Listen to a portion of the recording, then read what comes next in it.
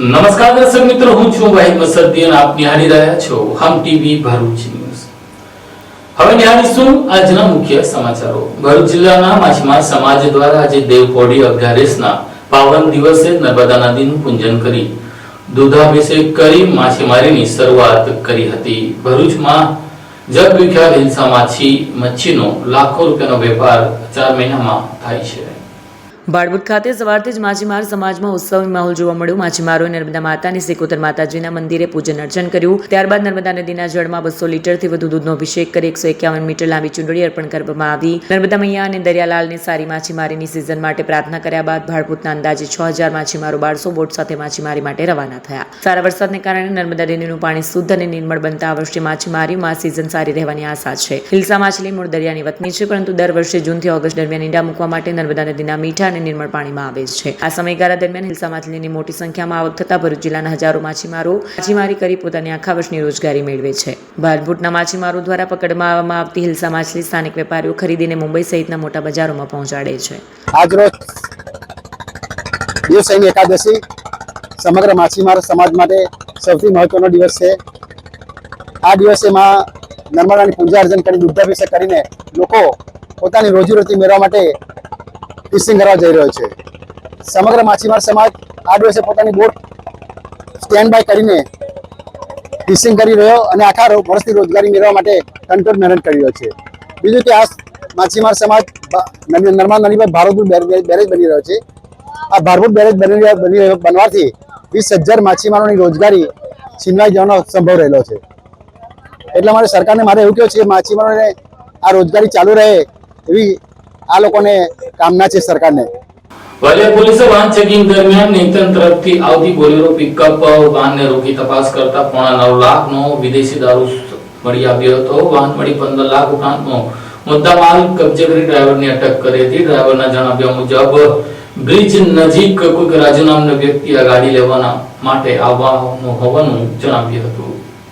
વાલિયા 4 રસ્તા ખાતે પોલીસે વાહન ચેકિંગ દરમિયાન નેતન તરફથી આવતી એક બોલેરો પિકઅપ ગાડીને ઊભી રાખીને તપાસ કરતા ગાડીમાંથી વિદેશી દારૂનો જથ્થો મળી આવ્યો। પોલીસે ગાડીમાંથી મળેલ ₹8,83,000 કિંમતનો વિદેશી દારૂની 3528 નંગ બોટલ, 6,50,000ની પિકઅપ 4 વ્હીલ ગાડી, 18,000ના 2 નંગ મોબાઈલ મળી 15,51,000નો મુદ્દામાલ કબજે કર્યો અને દારૂના જથ્થો લઈ જનાર રાજસ્થાનના રોશનલાલ મદનલાલ ઉર્ફે મદન નાયક પ્રજાપતિની ધરપકડ કરી। તેની સઘન પૂછપરછ કરતા દારૂનો જથ્થો રાજુભાઈ નામના ઈસમ ભરી આપ્યો હતો અને રાજુભાઈ મુદ્દામાલ ભરેલ પિકઅપ ગાડી ભરૂચ ખાતે હાઈવે પર આવેલ બ્રિજ નીચે મૂકીને જતા રહેવાનું જણાવ્યું હતું।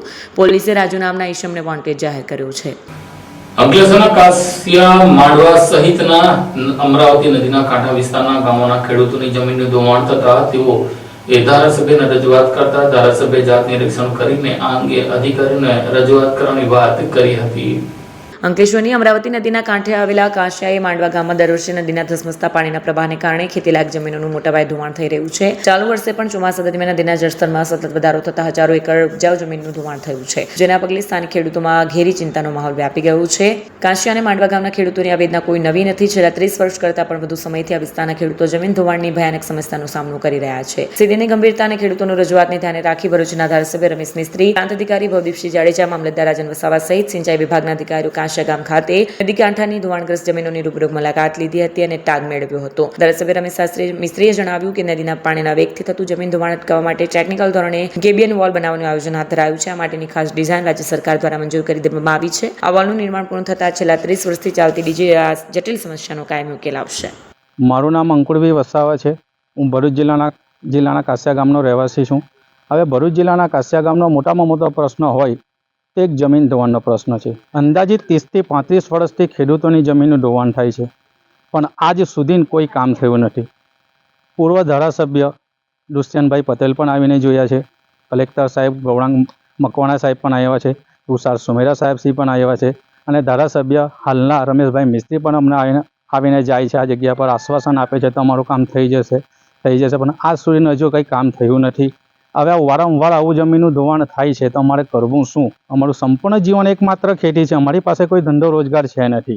અમારે કરવું તો શું કરવું? હવે જીવન ટૂંકાવી લેવું એવો દિવસો અમારા પાસે આવી ગયેલા છે।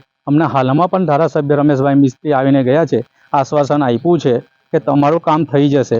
હવે અમે એ જ કહેવા માંગીએ છીએ કે વહેલી તકે આ ખાતમુહૂર્ત કરવાનું ને કામ ચાલુ કરો ચોમાસા પછી, એ જ અમે આશા અને અપેક્ષા લઈને બેઠા છે ને આનું જો કામ નહીં થાય તો આવનારા દિવસોમાં અમે કલેક્ટર ઓફિસ ધરણા પર બેસવા તૈયાર છીએ અમે.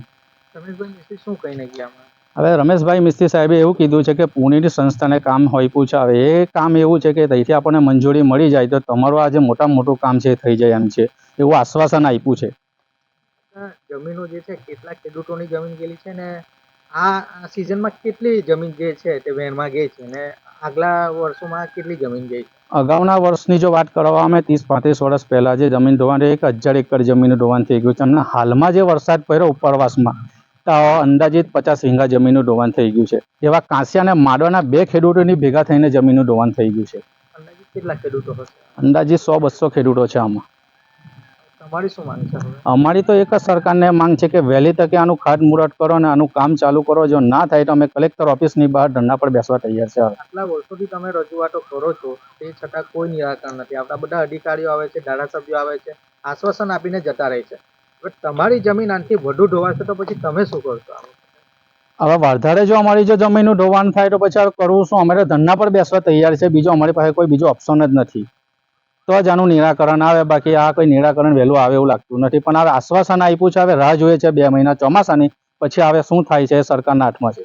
થોડા દિવસોથી ગુજરાતના અનેક વિસ્તારોમાં અતિવૃષ્ટિના કારણે ભરૂચ જિલ્લામાં આમ તો સમયસરનો વરસાદ છે, ખેતીલાયક વરસાદ છે, છતાં પણ નદી કિનારાના કેટલાક વિસ્તારોમાં અને ખાસ કરીને અંકલેશ્વર તાલુકાના કાંસિયાથી લઈને માંડવા સુધીના અલગ અલગ ગામોમાં નદીના અનિયમિત વહેણના કારણે નર્મદા નદી ઉપર એક કરતાં વધારે બ્રિજીસ બનવાના કારણે છેલ્લા ઘણા વર્ષોથી આ બધા ગામોમાં ખેડૂતોની કિંમતી જમીન, ખેતીલાયક જમીનનું ધોવાણ થયેલું છે. ખાસ કરીને કાંસિયા અને માંડવામાં બહુ મોટા પાયે મોટી સંખ્યામાં લગભગ 200થી પણ વધારે ખેડૂતોની અગત્યની ખૂબ જ જેને કહેવાય સોના જેવી જમીન એ ધોવાણમાં જઈ રહી છે. આખું ગામ એના કારણે ચિંતિત છે. ભૂતકાળમાં કલેક્ટર સાહેબથી લઈને રાજ્ય સરકાર સુધી અનેક વાર આ નદીનો પ્રવાહ જે અમરાવતી નદી પરથી પહેલાં નર્મદામાં જતો હતો એ જ પ્રમાણે નિયમિત કરવા માટે ગેબિયન વોલની માંગણી સરકાર પાસે કરવામાં આવી છે. સરકારના સિંચાઈ વિભાગે અંકલેશ્વરના સિંચાઈ વિભાગ સાથે સંકલન કરીને અને સૈદ્ધાંતિક મંજૂરી પણ આપી છે. પૂનામાં ભારત સરકારની એક સંસ્થા છે એની પાસે મંજૂરી અર્થે એને મોકલવામાં આવી છે. ખેડૂતો આજે મોટી સંખ્યામાં ભેગા થયા છે. અમારું અંકલેશ્વરનું આખું એસડીએમ, મામલતદાર સાહેબ, સિંચાઈના અધિકારીઓ, બધા વહીવટી તંત્રના અધિકારીઓ પણ સ્થળ પર આજે રજાનો દિવસ છે છતાં પણ હાજર છે. મોટી સંખ્યામાં ખેડૂતોના ચહેરા ઉપર આપણે બધા લોકો ચિંતા જોઈ શકીએ છીએ. આપણે પ્રયત્ન કરીએ કે ઝડપથી આ પ્રોજેક્ટ મંજૂર થાય અને ગેબિયન વોલ બનવાથી નદીનો પ્રવાહ આ તરફથી જે નદી કિંમતી જમીનનું ધોવાણ થાય છે એને આપણે અટકાવીએ. વર્તમાન સમયમાં છેલ્લા 5-6 દિવસથી મોટા પાયે જે જમીનનું ધોવાણ થયું છે, ખેડૂતોને નુકસાન થયું છે, એના માટે પણ મામલતદારશ્રી અને પ્રાંત સાહેબ સાથે ચર્ચા થઈ છે. એની સર્વેની કામગીરી હાથ ધરવામાં આવી છે. ઝડપથી ખેડૂતની વારે કેવી રીતે સરકાર પહોંચી શકે અને મદદરૂપ થઈ શકાય એ દિશામાં પણ અમારા પ્રયત્નો રહેશે. સર, વર્ષોથી આ સમસ્યા છે. ઘણી જે જમીનો છે એનું ધોવાણ થાય છે. લોકો રજૂઆતો પણ કરે છે, તે છતાં અત્યાર સુધી કોઈ નિરાકરણ નથી આવ્યું. એનું કારણ એ વાત સાચી છે, પણ નદીમાં કોઈ પણ પ્રકારનો પ્રોજેક્ટ, બ્રિજ અથવા તો આ પ્રકારના ગેબિયન વોલ અથવા તો કોઈ ડેમ બનાવવાની પ્રક્રિયા હોય તો આ સિંચાઈ વિભાગથી શરૂ કરીને રાજ્ય સરકારનો વિભાગ અને પૂનાની આ એક સંસ્થા છે એની છેલ્લે આ મંજૂરી મેળવવાની હોય છે. એમાં થોડો ઘણો વિલંબ એટલે થયેલો છે કે અગાઉ જે ડિઝાઇન બની હતી એમાં પ્રાઇવેટ ખેડૂતોની જમીન ઉપર એ દિવાલ આવતી હતી. એના કારણે ખેડૂતોને પણ પાછું વળતર ચૂકવવાનું આવે. એટલે અમારો જે સિંચાઈ વિભાગ છે એણે સરકારી જે નંબરો, સર્વે નંબર જોયા અને પછી એના આધાર ઉપર નવી ડિઝાઇન બનાવી. એના કારણે થોડો વિલંબ થયેલો હતો. ગયા વર્ષનું જે વરસાદ હતું ભરૂચ જિલ્લામાં એમાં સૌથી વધારે નુકસાન થયેલું હતું એ વહેણના કારણે. અને આપણને બધાને ખબર છે કે આખો નેત્રંગ તાલુકો, અંકલેશ્વર તાલુકો, વાલિયા તાલુકો, આ બધા ગામોનું પાણી જેટલું પણ વરસાદનું હોય એ અમરાવતી નદીમાં થઈને નર્મદા નદીમાં જાય છે. એટલે આપણે આ વરસાદી પાણીના પ્રવાહને રોકવામાં અસમર્થ હતા, પરંતુ હવે એનું સોલ્યુશન નજીક આપણને દેખાઈ રહ્યું છે. આગળ સારા પરિણામો આવશે એવી આપણને આશા છે. અગાઉ કલેક્ટર સાહેબ આવીને ગયા, દુષ્યંતભાઈ જ્યારે ધારાસભ્ય હતા ત્યારે પણ આવીને, તમે પણ અગાઉ આવીને ગયા છે. ત્યાં તો ખેડૂતોનું એવું કહેવું છે કે માત્ર આશ્વાસન આપવામાં આવે છે, કામ નથી થતું, એવું ખેડૂતોનું માનવું છે. આપણે ડિઝાઇન બનાવી છે ગેબિયન વોલની. અહીંયાના ગામના ખેડૂતોને પણ એની માહિતી છે. ડિઝાઇન મંજૂર પણ કરી છે સરકારે. હવે આ સંસ્થાનો રિપોર્ટ આવે એટલે ઝડપથી આ કામમાં આપણે આગળ વધી શકીશું અને જેટલું નુકસાન થયેલું છે ખેડૂતોને એના માટે આપણે હંમેશા ચિંતિત રહીશું. સરકાર કેવી રીતે એમની સાથે એમની પડખે રહે એ માટે અમારા સતત પ્રયત્નો રહેશે. આજે જમીન ધોવાણ જે થઈ છે ખેડૂતોને, એમાં કોઈ ખેડૂતોને વળતર કે એવું કંઈ મળશે? અત્યારે જે ધોવાણ થયેલું છે એના માટે તંત્રએ દરખાસ્ત બનાવી રહી છે, તૈયાર કરી રહી છે. એમાં અમે વધુમાં વધુ ખેડૂતોને મદદરૂપ થવાના પ્રયાસો છે સરકાર સુધી મોકલવાના છે. 1-2-3 દિવસમાં જ આ રિપોર્ટ મોકલવાના છે. આખા રાજ્યમાં અનેક જગ્યાએ અત્યારે નુકસાન અને એનું સર્વેના બધું ચાલે છે. એમાં આપણું પણ અહીંયાથી બધી વિગતો જશે. સરકારમાંથી કેવી રીતે મદદ મળે એની થોડીક સમય આવે, રાહ જોઈએ આપણે. મને વિશ્વાસ છે કે આપણને બધાને મદદ મળશે. કેટલા સમયમાં હવે આ કામ છે એ થશે? અહીંયા આપણે તૈયાર કરવાની દરખાસ્ત આપણી જવાબદારી છે. અમે 2-3 દિવસમાં જ પૂરી કરીશું. આમ તો 3 દિવસ પહેલાંથી અહીંયાના ખેડૂતોને આ ધોવાણ થઈને જાણ કરી ત્યારથી જ અમારી તંત્ર સાથે વાત ચાલુ છે. એમણે લગભગ બધી તૈયારી, કેટલા સર્વે નંબરમાં, કેટલા એકરમાં નુકસાન થયેલું છે, આ બધાની પ્રાથમિક માહિતી મેળવી છે. ઝડપથી 1-2 દિવસમાં દરખાસ્ત કરીને અમે રાજ્ય સરકારને મોકલીશું.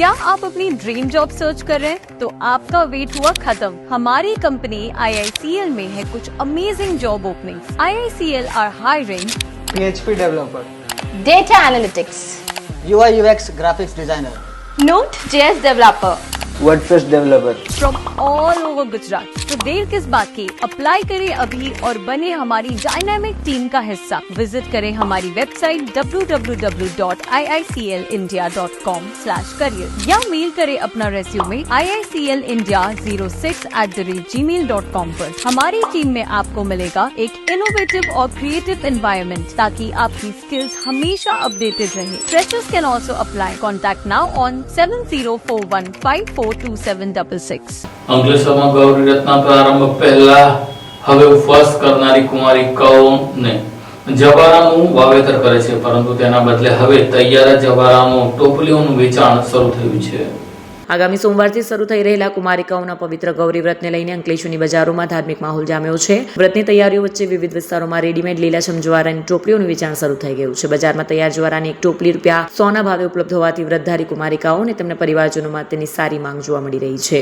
પરંપરાગત રીતે વ્રતની શરૂઆત પહેલા વાંસની ટોપલીમાં માટી અને છાણિયું ખાતર ભરી તેમાં ઘઉં, જવ, તલ, મગ, તુવેર, ચોળા અને અક્ષત સહિત 7 પ્રકારના ધાન્ય વાવવા આવે છે. દરરોજ પાણીનું સિંચન કરવામાં આવતા 5 દિવસમાં લીલાછમ જ્વારા ઉગી નીકળે છે, જે ભક્તિ અને શ્રદ્ધાનું પ્રતીક બને છે. જવારા વેચતા વેપારી રમીલાબેન વસાવાએ જણાવ્યું કે તેઓ વ્રતના 7.5 દિવસ પહેલા વાંસની ટોપલીઓમાં માટી અને છાણિયું ખાતર ભરી 7 પ્રકારના ધાન્ય વાવે છે. યોગ્ય રીતે પાણી અને સંભાળ રાખતા લીલાછમ જ્વારા તૈયાર થાય છે, જેને તેઓ ₹100 ભાવે વેચાણ માટે મૂકે છે. વ્રતના આગમનને હવે ગણતરીના કલાકો બાકી રહ્યા હોવાથી અંકલેશ્વરની બજારોમાં ધાર્મિક ખરીદીનો માહોલ જોવા મળી રહ્યો છે. પૂજા સામગ્રી, વાંસની ટોપલીઓ, ફૂલહાર અને અન્ય ધાર્મિક વસ્તુઓની દુકાનો પર પણ લોકોની અવરજવર વધી છે. વેપારીઓમાં પણ ઉત્સાહનો માહોલ છે. મારું નામ કાવ્યા છે. અમે ટોપલી ખરીદવા આવ્યા છે. અમે સોમવારથી અલુણા ચાલુ થાય છે. અમે 5 દિવસ ઉપવાસ કરીશું, તેની પૂજા કરીશું. અમે 6થા દિવસે તેનું વિસર્જન નદીમાં કરીશું. મારું નામ રમીલાબેન છે, રમીલાબેન વસાવા. અને આ વાંસની ટોપલી લાવીએ છીએ અમે, અને સાન માટી નાખી અને બિયારણ નાખીએ 5 જાતના, ઘઉં, જુવાર, બાજરી, પછી આ તલ છે એ નાખીએ અને વાવીએ છીએ. વાવી અને અહીંયા જોટી ટોકી પર વેચવા લાવું જવારાની ટોપલી તૈયાર, જવારાની ટોપલી તૈયાર લાવીને વેચીએ અને 100 રૂપિયાની એક ટોપલી વેચીશું અને આ વેચાણ પણ સારું થાય છે ભાઈ. આમોદ તાલુકાના બુઆ ગામેથી પસાર થતી ભૂખી ખાડીમાં વરસાદી પાણીનો ભરાવો થતા પાણી મુખ્ય રસ્તા ઉપર ફરી વળતા નાના વાહનો માટે વાહન બંધ કરવામાં આવ્યો હતો.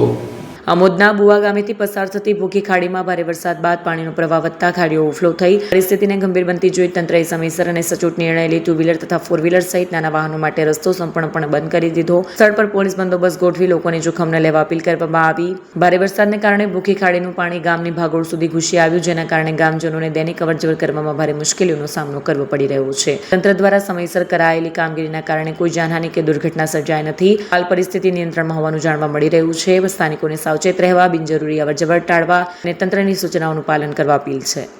રમેશભાઈ શાંતિલાલ રાઠોડ, તાલુકા પંચાયત સદસ્ય. હાલ કુવા ગામની અંદર જે ખાડી ઉપર પાણી ભરાયું હતું તે હાલ રસ્તો ચાલુ થઈ ગયો છે અને જે લોકો અફવા ઉડાડે છે એના ઉપર કોઈએ ધ્યાન આપવું નહીં અને પ્રશાસન પણ અહીંયા સક્રિય હતું એટલે કોઈ અફવા ઉપર ધ્યાન આપવું નહીં. પાલિયા તાલુકાના સોડ ગામે રાત્રિ દરમિયાન પાર્ક કરેલી ટ્રકોમાંથી ડીઝલ ચોરનારને પોલીસે ઝડપી લઈ ઇકો ગાડી સાથે મળી કુલ 3 લાખ ઉપરાંતનો મુદ્દામાલ કબજે કર્યો હતો. વાલિયા તાલુકાના સોડગામ ખાતે રાત્રે પાર્ક કરીને મૂકેલ 3 ડમ્પર ટ્રકો પૈકી 2 ટ્રકોની ટાંકીમાંથી રાત્રિ દરમિયાન રૂપિયા 19,600ની કિંમતનું 200 લીટર ડીઝલ ચોરાયું હતું. આ બાબતે વાલિયા પોલીસ મથકમાં ડીઝલ ચોરી જનાર અજાણ્યા ઇસમ વિરુદ્ધ ગુનો નોંધાયો હતો. બાતમી મળી કે સુદગામ ખાતે પેટ્રોલ પંપના કમ્પાઉન્ડમાં ઉભેલ ડમ્પર ટ્રકોમાંથી ડીઝલ ચોરી કરનાર નવા ગામના અજીત અરવિંદ વસાવાએ તેના ઘરની અડાડીમાં ઘાસચારાની આડમાં ડીઝલના કારબા સંતાડી રાખ્યા છે. પોલીસે બાતમી મુજબ સ્થળે જઈને તપાસ કરતા ડીઝલ ભરેલ કારબા મળી આવ્યા. સ્થળ પરથી અજીત વસાવા પાસે ડીઝલના જથ્થા અંગેના આધાર પુરાવા માંગતા તે ન મળ્યા. પોલીસે તેની પૂછપરછ કરતા ડીઝલ ચોરીનું હોવાની કબૂલાત કરી. પોલીસે અજીત વસાવાની અટકાયત કરી 200 લીટર ડીઝલ ભરેલ કારબા અંગ 7 કિંમત ₹19,400 3 લાખની ઇકો ગાડી મળી કુલ ₹3,19,000નો મુદ્દામાલ કબજે લીધો હતો. અંકલેશ્વરના તાફળિયામાં જુગારધામ પર પોલીસે રેડ કરી 6 જુગારીઓને ઝડપી લઈ હજારો રૂપિયાનો મુદ્દામાલ કબજે કર્યો હતો. પોલીસને મળેલી બાતમીના આધારે અંકલેશ્વર એ ડિવિઝન પોલીસ સ્ટાફને પંચોની હાજરીમાં તાડફળિયામાં ગામ તળાવની દિવાલ નજીક આવેલ ખુલ્લા મેદાનમાં દરોડો પાડ્યો. કેટલાક ઇસમો હારજીતનો અંદર બહાર જુગાર રમી રહ્યા હોવાનું સામે આવ્યું. દરોડા દરમિયાન સલીમ હુસેન સૈયદ, યુસુફ ખાન, નિસાર ખાન પઠાણ, વિજય ઉર્ફે બાવ વસંત સાવા, તમિલ સેલ્વન રામાસામી, અંબાબા કારન, સોહિલ નવાઝ, શકીલ અહેમદ મુલ્લા, બાદલ ભરત રાઠોડને ઝડપી લેવામાં આવ્યા. પોલીસે ઝડપીના ₹10,540, દાવપડના 1200 પત્તા અને પાથરણ સહિત કુલ 11,740નો મુદ્દામાલ કબજે કરી ગુનો નોંધી તપાસ હાથ ધરી છે. આ સાથે ટીવી ભરૂચના સમાચાર પૂર્ણ થાય છે. આવતીકાલે ફરી મળીશું. ત્યાં સુધી રજા આપશો. નમસ્કાર.